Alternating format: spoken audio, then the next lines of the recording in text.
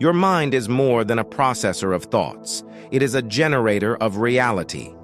Every moment of every day, it is translating your inner beliefs into external outcomes.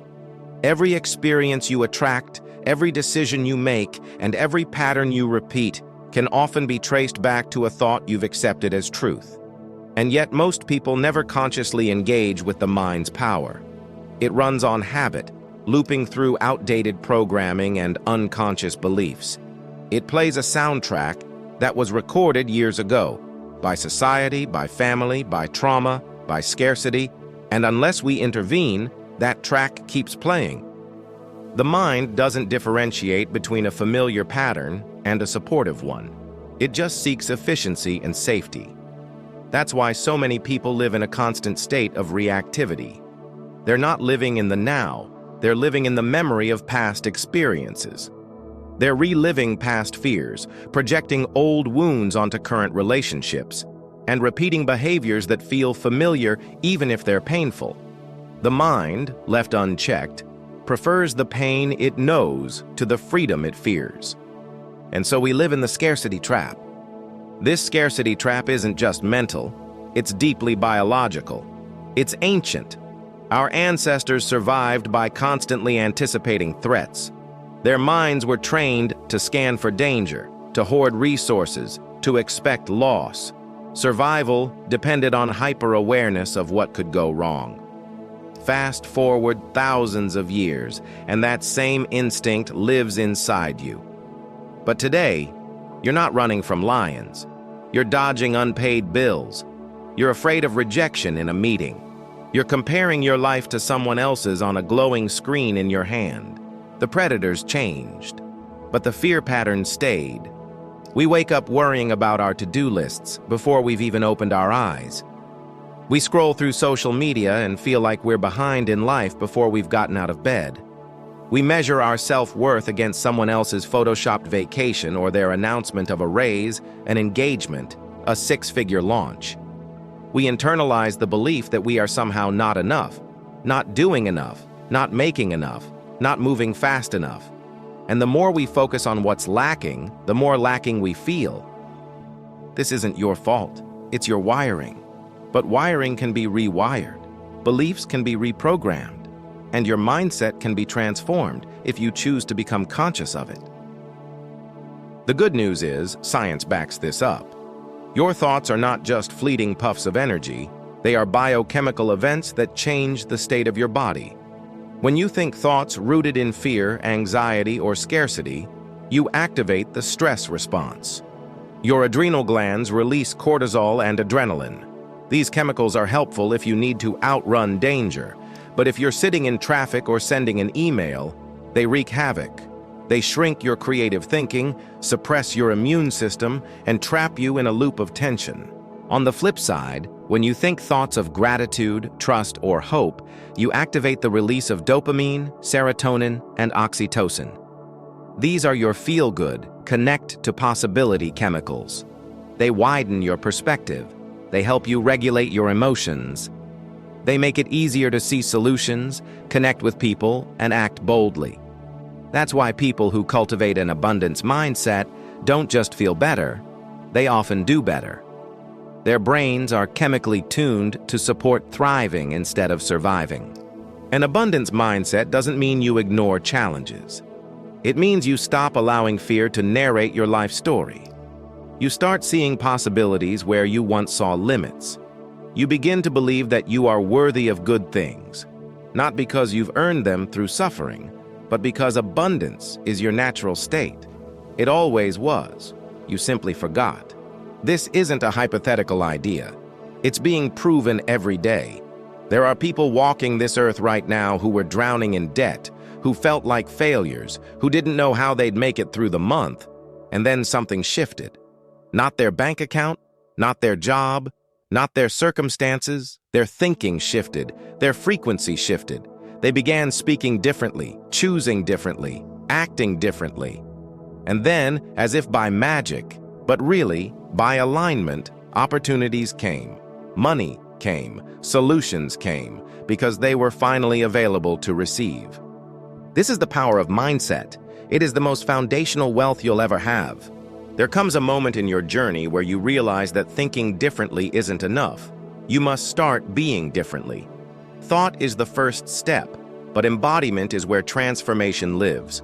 You can read every book, say every affirmation, listen to every podcast, but if you're not living the energy of abundance, you'll keep attracting from lack. That's why daily rituals aren't just self-help trends. They're reconditioning tools. They're the anchors that pull your energy out of the past and plant it firmly in the present. Your daily habits are where your future is rehearsed. Every single day, your actions send a message to your subconscious mind about what kind of reality you expect. So the question becomes, are you unconsciously rehearsing a future of struggle? Or are you deliberately practicing a future of ease, expansion, and wealth? Let's begin with gratitude. Not the checkbox version you've seen on Pinterest boards or in pop psychology posts, but the kind that moves energy. The kind that reprograms your nervous system to recognize safety. Gratitude is not just about saying thank you for what's already happened. It's about practicing the frequency of appreciation so often that your mind becomes a magnet for more things to appreciate. When you wake up before your feet touch the floor, take a moment to feel grateful for something so simple, so real, that your body softens. Maybe it's the quiet hum of the morning, the warmth of the blanket, or the safety of your roof. Let yourself feel it, not just say it. Let it rise through your chest like a soft light. This is what calibrating your energy feels like. This is what teaching your body, I have enough, feels like. And the more you feel that, the more you begin to live from it. The next level is visualization, but again, not in the way people often teach it. You're not just closing your eyes to dream. You're creating a vibrational preview of the life you're stepping into. You're rehearsing your future in advance, so your body and brain begin to normalize it. When you visualize, go beyond the vision board. Get into the texture of the moment. Don't just picture your future self walking into a room, become them. See how they carry themselves. Hear how they speak. Feel what it's like to wake up with clarity, to receive with ease, to lead with confidence. Let your imagination become so real that it shifts your breathing. Let it trigger your senses. Smell the air, hear the applause, taste the success.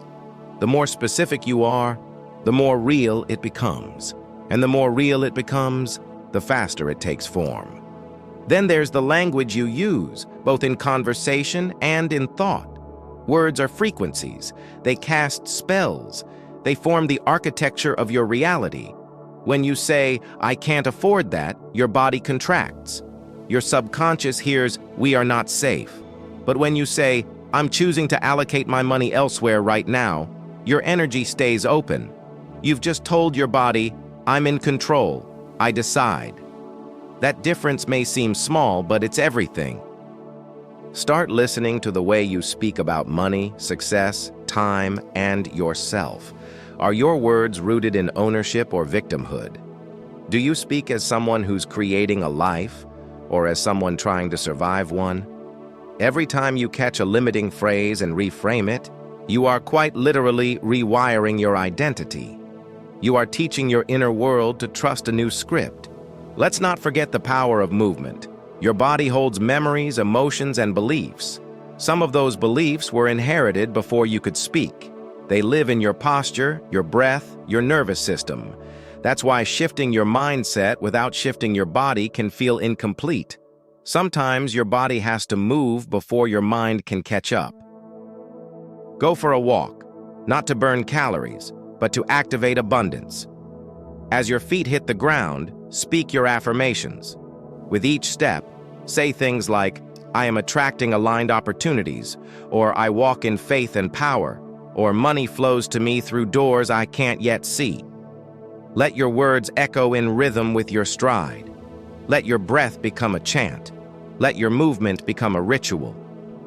When you pair thought with motion, you lock in transformation at the cellular level. Your body is not separate from your manifestation. It is the vehicle of it. As your day unfolds, Hold yourself like someone who already belongs to the life they're creating. Sit like someone who expects good news. Respond to emails like someone who is already well paid. Speak to your partner like someone who believes in love. Dress like someone whose self-worth is non-negotiable. Walk into rooms like someone who believes they are welcome there, because you are. And when the inevitable waves of doubt, fear, or old programming rise up, and they will, meet them with compassion, not condemnation. You don't break patterns by hating yourself into healing. You break patterns by choosing again.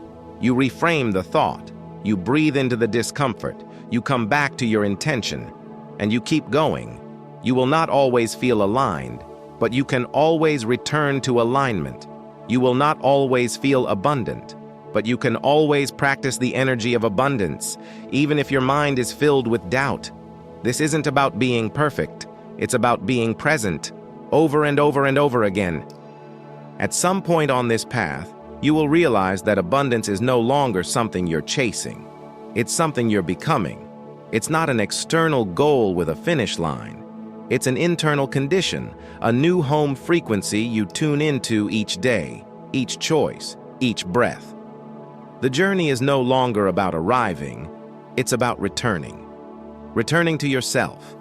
Returning to the truth that you were never broken, never behind, and never lacking.